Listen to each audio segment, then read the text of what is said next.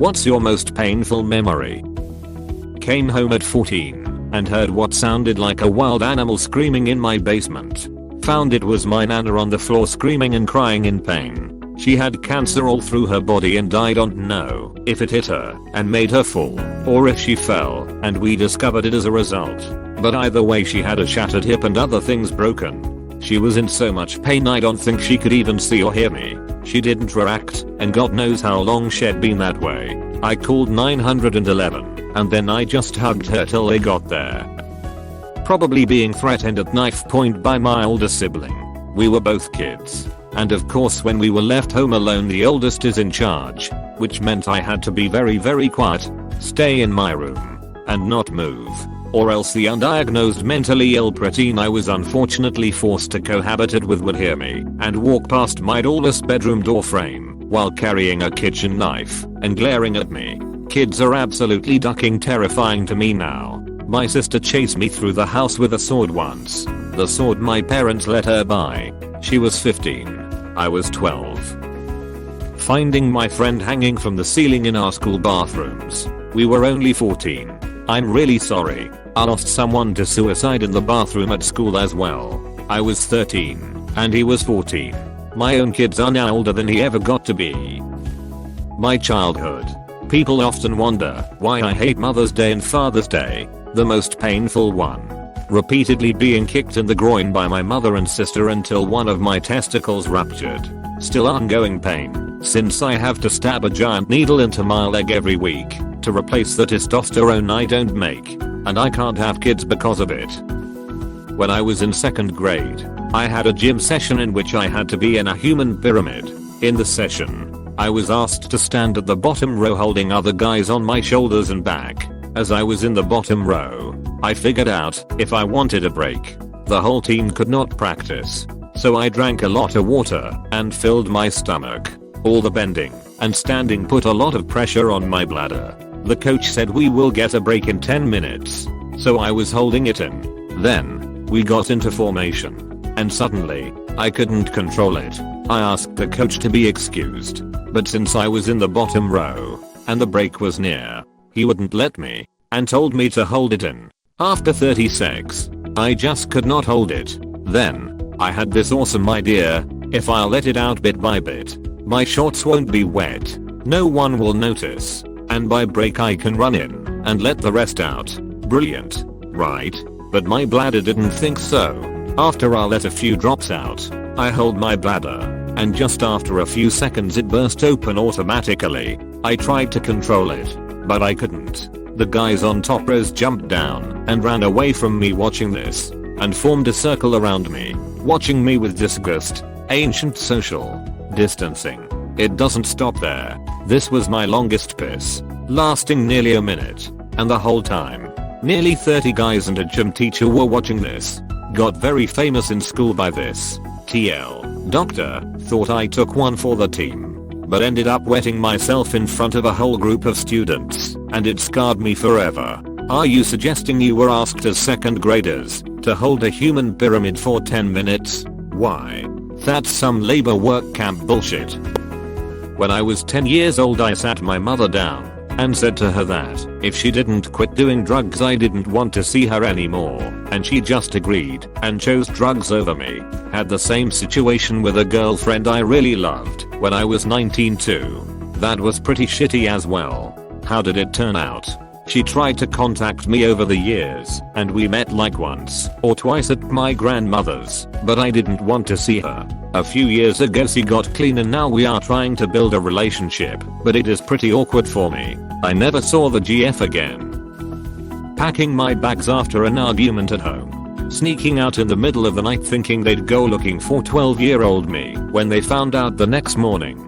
They either didn't notice or care until a cop arrested me for shoplifting nearly 3 weeks later. I'm so sorry man. I hope you're doing better. I'm good. This was the catalyst for a lot of changes in my life.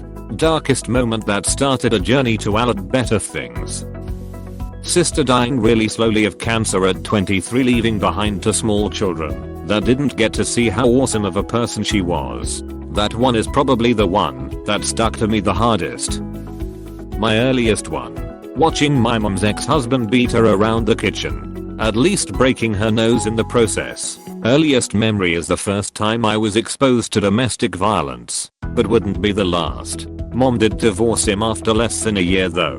Fuck you, Ron. PTSD kinda sucks. Yeah. Domestic violence is worse than the average person would expect. It's especially bad with kids involved. Luck to you. And I hope that Ron got sodomized with a chainsaw. Finding my parents' dead bodies when I was 14. Taking my dad off life support. Mother died of cancer. Father died of a heart attack in front of me at a HS basketball game. Those days sucked bad to put it mildly. Being pulled out of school, only to be told my mom died in a car accident. It still resonates with me even after 12 years. One of my worst fears. Shooting a Nerf gun right into my naked right ball. The last argument I had with my ex. He wanted to sleep around instead of commit, and had the nerve to ask me to remain friends. I was molested by a youth pastor. He would give me a sermon as to why it was okay to touch me. The first time I ever ejaculated it was from him touching me. I had an out-of-body experience. I completely went blank and saw myself from outside of my body. He tossed me a towel and told me to clean up because I came a bucket. Watching my best friend bury her teenage son 3 years ago, then watching her buried next to him this year. We were playing a game of 20 questions in my French CL but in high school. We were having a fun day because our French exchange students were visiting. I was the person in the hot seat and I was thinking of Marie Antoinette. Someone figured out I was the person and the next question asked if the person was pretty. I said yes, and the next question was, is it you? And the bitch Kim, my teacher's niece, said loudly no, it couldn't be here. She just said she was pretty. This is the girl who would repeatedly write me into her English warm-up stories as various lame/laughable/weird characters. So would her friends. Fucking bitch. Of course her name is Kim. When I worked as a cashier, a girl came in, and while in line, was pointing at me and laughing with another person in line. As soon as she came up she said, no offense, but are you a boy or girl? I tapped my name tag, Marshall, and rang her up quietly. She kept saying, are you actually mad? I said, no offense. I'm sure people ask you that all the time. She was grinning and giggling the entire time. I lost it and shouted that it isn't my fault I look the way I do. How she treated me as a joke for something I can only do so much about, and that is such a sore subject, just made me snap. After that she laughed again and said, wow, you should try being more confident. I asked her to just go and she refused for a moment, just laughing at me. That happened over a year ago and I still feel really fucked up about it. I never saw her again and I'm still so angry about it, no matter how hard I try to forget. Ah yes, because saying no offense before something offensive makes it not offensive. No offense but rats. Finding out my son was born blind. I'm so sorry. How is he doing now? He's alright. He actually has a syndrome. Septo-optic dysplasia. So it came with a bunch of other conditions. At 4 years old, he still can't talk, walk, eat by himself, etc. But overall his health is good, and he is extremely lovely and cute. So believe it or not, it could be worse. I was sexually assaulted twice as a child by 2 different strangers in a foreign country. One time when I was 8 and the other when I was 10. The second time was much worse because it was much more invasive and it hurt me more. I had to fight off the second time by trying to hit his testicles using all my strength and run free. Bear in mind that I'm night blind and had trouble actually seeing where I was going. Ended up falling far north and had someone find me. To this day I haven't told my parents in fear that no one will ever believe me because it was my sister that left me to wait at a seemingly safe spot while she carried heavy stuff to my mother that day. I think you should talk to someone. I've spoken to my therapist about it, but I can never tell anyone else though. Parents disowned me when I was 17 because I was gay. It ended up fine. My grandparents were more supportive than my parents ever were. Grandparents are awesome. Hug them and tell them you love them while they are still around. When my first wife took her last breath, she had cancer. and we had gotten married only 3 days earlier. The other one is my mother being escorted off the plane by the police. She had tried to take my sister and I and go home to Australia. I never saw her in person again, as she was deported. Last year, my senior year of high school, I had gotten really close with this sophomore. Joe had just moved into the neighborhood and swam with me for our high school's swim team. Me and him had a rough start when he first came on the team, but after we sorted everything out we were inseparable, like brothers. Coronavirus happened and it kinda hit all of us hard, especially the seniors on the team. But since Jay lived in the same neighborhood, we would go on runs every other day during quarantine. We both ran a lot outside of swim to stay conditioned, so we would go for a while, sometimes 6 miles or so each day. We'd talk about girlfriend problems, swim drama, how much we despised our swim coach compared to previous coaches, etc. And because of this, we got extremely close in the short year he had lived here. June comes along. One day I drive into the city to find a few more vinyl records and grab some food for myself. Some much needed me time. It was a really solid, ordinary day at first. I get home, and one of our mutual friends calls me frantically, asking to go to Jay's house and make sure he's okay. One of her friends had texted her saying there was an ambulance outside his house and someone mentioned a boy drowning or something like that. I immediately ran over to his house to try and find out anything, but they had rushed him to the hospital at that point and I couldn't find anything. The house seemed deserted. I tried knocking and ringing the bell but no one answered. I called him 100 times and texted him. I tried everything hoping for the best and that maybe he would come home okay. 3 hours go by and my phone lights up with Jay's contact. I sprint across the room and answer the phone elated. It was the single worst phone call I have ever gotten in my life. Through muffled sobs his mom explained that he had a heart attack and fell into his pool that afternoon. His mom and grandma walked into him belly up in the backyard pool. I just remember all I could keep saying was "I'm so sorry, I'm so sorry." She just sounded so empty. She explained that I was the only person she knew to call of his friends in Florida because he talked about me all the time. But she didn't know any of his other friends on the team.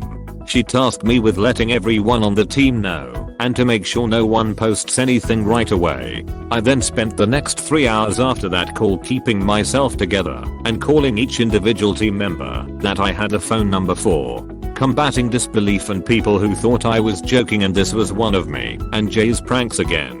The worst phone call was his girlfriend, because I had swam with her and known her for even longer, but yet she still didn't believe it until a few days later, just before the funeral. I had to listen to dozens of kids break down over the phone, and when I was finally done with the last phone call I hung up and just broke down, sat on my bed and sobbed for hours. Eventually my dad came in and comforted me, told me about a similar experience he had gone through at my age. My dad has this really great way of being there when I need him most. It really helped. Me and Jay's family never met until after he passed. We found out later, after they did the autopsy, that he had an extremely rare but deadly heart condition. Explaining the heart attack so young. We're now very close and we meet up every now and then so they can hear about my college experience and talk about him. His dad is in the military, so they've been very supportive of my journey in Army ROTC. To this day I can hear that terrible phone call and how hollow and broken his mom sounded. The phone calls that came after and repeatedly having to tell people he's gone. Just 16 years old. I miss him every day. I ended up getting his favorite running shoe tatted on my arm with his initials. My first and favorite of all my tattoos. Probably won't seem like much compared to some of the awful stories in this thread, but growing up I leased and eventually purchased my first horse, all with my own hard-earned money. Tough to do as a kid, but he was literally my whole world. He got me through my troubled teenage years, came with me to college, was my best friend and confidant for over 16 years of my life. For all those years I boarded him at various stables, expensive boarding fees, never having him super close by. But after finishing my degree I was finally going to be able to keep him at home with me. We bought a house with land and a barn, and I was going to retire him. My dream had always been to wake up and see him grazing peacefully out my bedroom window. My truest friend. I moved many states down to my new house. There was a 2-week gap between my arrival and him shipping down to join me. 3 days prior to his trip, my dad was visiting, and I got the phone call. My horse was car-licking, severe, often fatal onset of illness. The barn manager at the time offered to take him to the local equine hospital at my university. I agreed. He was evaluated. They attempted treating. No improvement. The doctor called again. Said surgery was likely his best chance. This was potentially thousands of dollars I did not have. My dad told them to do it. He would help me. I still remember the call an hour later. They had gone to surgery, but the damage done to his intestinal tract was so severe that his prognosis was poor. I remember the doctor rattling off the medical end of it, me not really tracking anything, until he said, "The outlook for this horse is very, very bad." I remember doing some kind of silent scream that dissolved into hysterical sobbing. My dad taking the phone from me, gently authorizing euthanasia. That was over 5 years ago now. I have not been the same since. Honestly, horses are still a part of my life, but it never feels the same. I still miss him every single day. I still wish he could have moved here with me. Thank you for watching. We hope you enjoyed this video. Please subscribe for more videos.